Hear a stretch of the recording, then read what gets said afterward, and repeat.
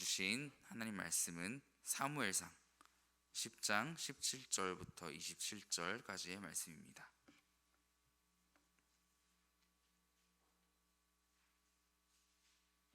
23일 날짜에 사무엘상 10장 17절부터 27절까지의 말씀을 함께 합독하시겠습니다. 시작. 사무엘이 백성을 미스바로 불러 여호와 앞에 모으고 이스라엘 자손에게 이르되 이스라엘 하나님 여호와께서 이같이 말씀하시기를 내가 이스라엘을 애굽에서 인도하여 내고 너희를 애굽인의 손과 너희를 압제하는 모든 나라의 손에서 건져내었느니라 하셨거늘 너희는 너희를 모든 재난과 고통 중에서 친히 구원하여 내신 너희 하나님을 오늘 버리고 이르기를 우리 위에 왕을 세우라 하는도다. 그런즉 이제 너희의 지파대로 1000명씩 여호와 앞에 나아오라 하고 사무엘이 이에 이스라엘 모든 지파를 가까이 오게 하였더니 베냐민 지파가 뽑혔고 베냐민 지파를 그들의 가족별로 가까이 오게 하였더니 마드리의 가족이 뽑혔고 그 중에서 기스의 아들 사울이 뽑혔으나 그를 찾아도 찾지 못한지라. 그러므로 그들이 또 여호와께 묻되 그 사람이 여기 왔나이까? 여호와께서 대답하시되 그가 짐 보따리들 사이에 숨었느니라 하셨더라. 그들이 달려가서 거기서 그를 데려오매 그가 백성 중에 서니 다른 사람보다 어깨 위만큼 컸더라. 사무엘이 모든 백성에게 이르되 너희는 여호와께서 택하신 자를 보느냐? 모든 백성 중에 짝할 이가 없느니라 하니 모든 백성이 왕의 만세를 외쳐 부르니라.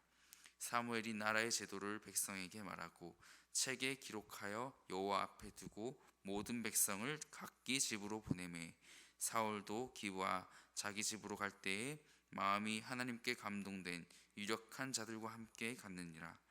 어떤 불량배는 이르되 이 사람이 어떻게 우리를 구원하겠느냐 하고 멸시하며 예물을 바치지 아니하였으나 그는 잠잠하였더라. 아멘. 저는 오늘 함께 말씀을 나누면서 제가 군생활로 잠깐 있던 곳 우리 38선의 한 영역을 소개하고자 합니다. 북한 섬이 바로 앞에 보이는 연평부대라는 곳은 섬의 끝 해안 돌출부 지점에서 가장 춥고 높은 초소이고 여름에는 더위 동안 자랑하는 곳입니다. 그곳에는 육안에 20배를 가까이 볼 수 있는 니콘이라는 망원경 그리고 8배를 가까이 볼 수 있는 쌍안경이 이렇게 비치되어 있는데요. 두 사람의 군인이 동시에 감시를 하게끔 이렇게 비치를 해놨습니다. 무엇 때문일까요? 바로 무엇을 보기 위해서일까요? 당연히 북의 기습이나 움직임을 파악하기 위해서입니다. 연평도에서의 잠시 의무적인 군생활 가운데 이 얘기를 꺼내게 된 것은 오늘 본문을 묵상하다가 이 암울했던 군생활 기억들을 제 머릿속에 서랍에서 꺼내오게 되었습니다. 한 단어 때문입니다. 군생활을 머릿속에 꺼내니까 이렇게 잠이 확 깨더라고요. 들어간 지 3개월까지는 같은 시간에 잠을 깨는 연습, 잠들기 전에는 또 건조하지 않도록 물을 뿌려놓고 아침이 되면 그 물을 밟으면 바닥이 지저분해지니까 물을 밀대로 펴는, 그러니까 그곳의 생활을 위해서 수많은 또 말도 안 되고 의미 없어 보이는 일들을 또 했는데요. 뛰어나지 않았지만 또 생존과 적응을 위해서 발버둥 쳤던 기억이 있습니다. 그러다 보니 선 후배들과의 원만한 관계에 너무 신경을 써서 주님 보시기에, 하나님 보시기에 옳지 않은 선택도 한 적이 있습니다. 하나님을 떠나보겠다고 또 그 눈을 피해 숨겠다고 구원의 은혜를 어린 시절 경험하고도 또 눈에 보이지 않자 내 방식대로 살아가겠다고 말하는, 다시 애굽으로 돌아가려는 백성의 마음을 그때 가지고 살았던 것 같습니다. 지금 이 자리에서 누군가의 말을 빌려보면 이렇게 양복 입고 여러분 앞에 서 있는 은혜를 입게 되었습니다. 오늘 본문 첫 구절을 보니까 제가 이 군생활을 떠올리게 된 것은 사무엘이 백성을 불러 모은 미스바라는 곳 때문입니다. 마치 제가 보이지 않았다고 생각했던 하나님, 나를 돌보지 않는다고 생각했던 그 하나님이 사실은 이 미스바라는 망대에서 나를 다 보고 계심에도 불구하고 느끼지 못했던 그 당시에 25짜리 저를 떠올리게 했습니다. 그때 저의 모습을 비추어서 너한테 하나님은 누구냐라고 했을 때 저는 다 보고 계시는 하나님, 지켜보시는 하나님, 모르는 게 없으신 하나님, 오늘의 묵상으로 이렇게 나누게 되었습니다. 다시 미스바라는 단어를 살펴보니까 망대라는 뜻입니다. 네, 그림을 보여드리고 싶은데 정말 높은 곳에서 다 내려다볼 수 있는 그런 망대로 펼쳐진 곳, 이곳이 미스바입니다. 신앙생활 중에서 모든 사람에게서 자신을 숨길 수 있을지 모르나 하나님에게서는 자신의 본연의 모습을 숨길 수 없다는 그런 묵상을 하게 됩니다. 사무엘이 백성들을 이 미스바로 부릅니다. 오늘 보니까 이곳은 12지파 중에서도 이 베냐민 지파를 중심으로 집회가 이루어지고 있는 그런 상황입니다. 이날따라 사무엘도 하나님께 쓰임받고 선택받고 쓰임받는 그 많은 집회 가운데 그들을 사사로 이끌었지만 오늘이 그에겐 더 특별히 간절한 날이었던 것 같습니다. 바로 왕이 세워진 그런 이 현장이 기뻐서가 아니라는 겁니다. 백성을 부르다라는 단어를 오늘 본문 속에 부르짖는 의미로 해석되게 됩니다. 지난 날들을 떠올리게 하는 이 애굽에서 인도하여 낸 여호와, 이스라엘 백성들을 인도하신 여호와, 노예로 삼고 있는 애굽의 손으로부터 구해내신 여호와를 떠올리게 합니다. 18절 말씀을 같이 읽어볼까요? 이스라엘 자손에게 이르되 이스라엘 하나님 여호와께서 이같이 말씀하시기를 내가 이스라엘을 애굽에서 인도하여 내고 너희를 애굽인의 손과 너희를 압제하는 모든 나라의 손에서 건져내었느니라 하셨건. 그런데 어떻습니까? 마치 그때 모든 기적과 표적들, 그러니까 애굽에 내렸던 열재앙, 그들이 되려 쫓아올 때 행하신 기적들, 홍해 앞에서의 그 병거와 말들을 멸절시키는, 또 이로써 이어지는 홍해와는 달리 그들이 발을 디뎌야만 물이 갈라지는 요단강 기적, 그 갈라진 요단강 가운데 그 궤를 메고 행진하는 제사장들, 또 그 뒤를 따르는 백성들, 그리고 가나안 정복 전쟁. 그러나 이 다음 세대, 또 다음 세대가 이 모든 것들을 헛되게 만드는 이런 행동을 하고 있다는 것입니다. 너희는 너희를 모든 재난과 고통 중에서 친히 구원하여 내신 너희의 하나님을 오늘 버리고 이르기를 우리 위에 누구를 세우라는 겁니까? 왕을 세우라는 겁니다. 이 정치적인 절차가 오늘 본문을 통해서 이루어지는데 백성이 왕을 요구한 진짜 이유, 그것은 하나님이 아시는 사실이었고 사무엘도 하나님과 동행함으로써 이 백성들의 의도를 알고 있는 그런 상황이었죠. 그래서 사무엘에게는 부르짖는 날이자 결국 자신이 옳다고 여기는 선택을 하는 이스라엘 백성들을 진심으로 대하고 있는 유일한 사람이라는 이런 것을 증명하고 있습니다. 성도 여러분, 세상의 원리로는 지금 이 본문의 이 날은 좋은 날입니다. 대통령 취임식과도 같은 좋은 날입니다. 이 좋은 날에 또 겉으로 드러난 또 몇 가지 문제가 보이죠. 일단 뽑힌 이 기스의 이 사울은 그렇게 담대하지 못한 소심한 사람으로 묘사되고 있습니다. 21절과 22절입니다. 베냐민 지파를 그들의 가족별로 가까이 오게 하였더니 마드리의 가족이 뽑혔고 그 중에서 기스의 아들 사울이 뽑혔으나 그를 찾아도 찾지 못한지라. 그러므로 그들이 또 여호와께 묻되 그 사람이 여기 왔나이까? 여호와께서 대답하시되 그가 짐 보따리들 사이에 숨었느니라 하셨더라. 이 숨은 소심한 사람을 데려왔더니 어떻습니까? 이 다른 사람보다 어깨 위만큼 컸다는 묘사가 있습니다. 어찌 되었든 이 사람에게 좋은 날이고 백성들한테도 좋은 날인 듯 보입니다. 사실 이 상황 자체에 저희가 관심을 둘 수 없는 것은 백성이 왕을 세우려는 그 속내는 하나님이 보시기에 옳지 않다는 사실이 중요하게 또 묵상이 되기 때문입니다.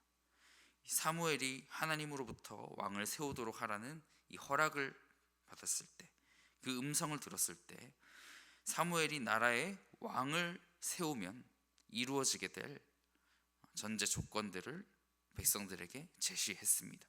너희의 10분의 1을 나라를 다스리는 왕뿐만 아니라 누구에게요?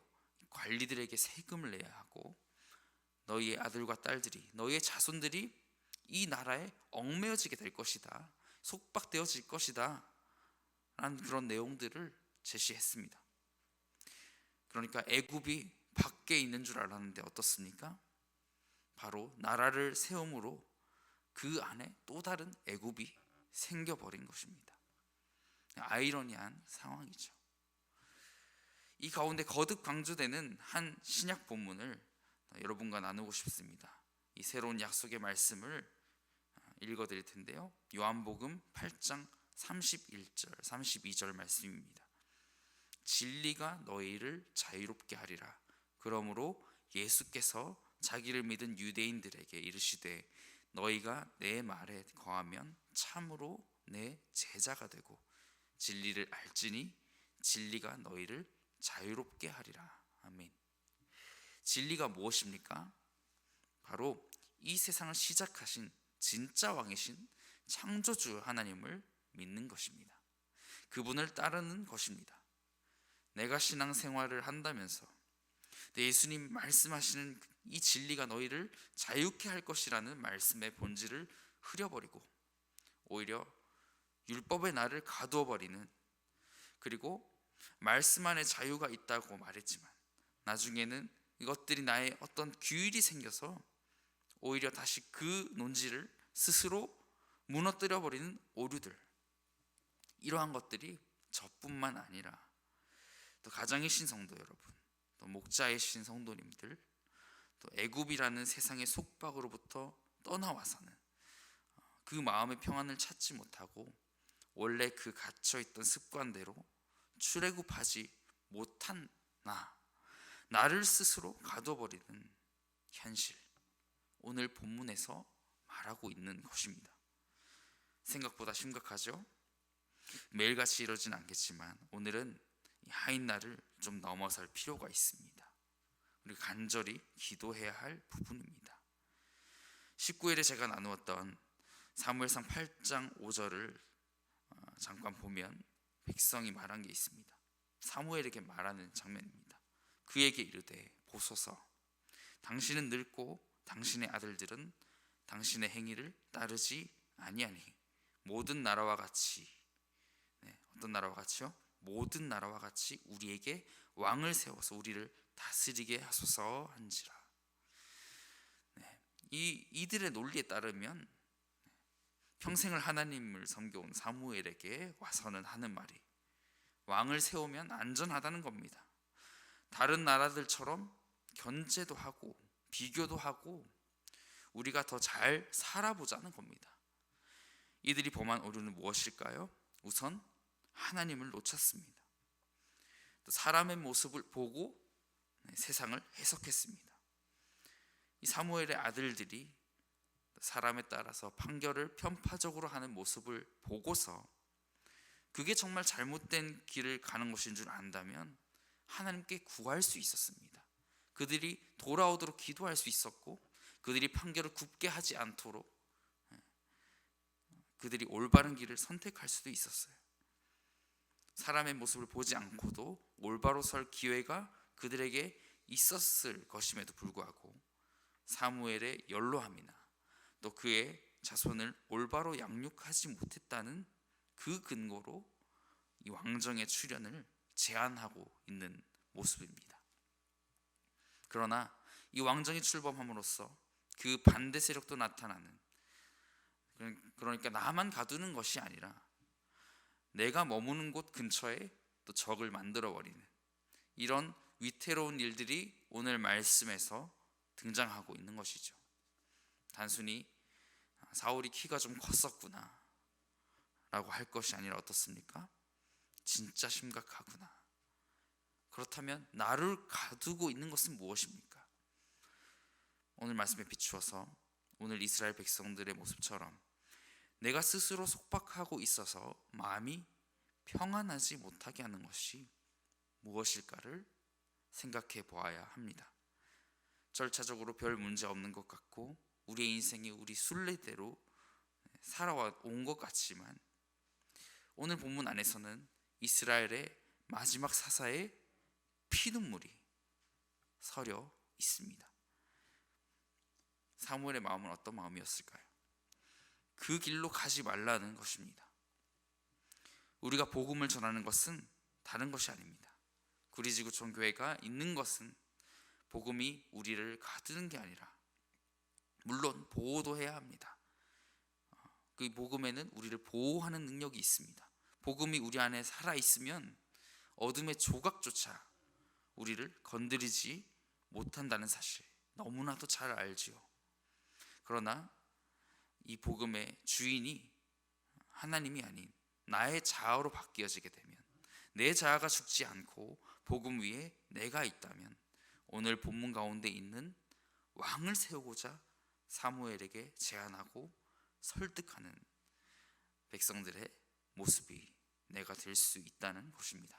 그러므로 사랑하는 성도 여러분, 이와 같은 길을 가지 마시고 이제 내가 갇혀 있구나, 속박되어 있구나 느낄 때에도 정말 저 높은 망대에서 나를 다 보고 계시는, 나를 지켜보고 계시는 그 하나님을 오늘 하루도 알아가며 이 창조주 하나님을 우리의 진짜 왕이 되신다고 정말 이 왕 되신 하나님을 떠올리셔서 여러분의 가정과 직장에서 거듭 평안하시기를 소망하고요, 진정한 이 진리 안에서의 자유를 알게 되는 또 일주일의 시작이죠. 많이 피곤하실 텐데 귀한 일주일을 보내시는 성도님들 되시기를 축복드립니다. 기도하겠습니다.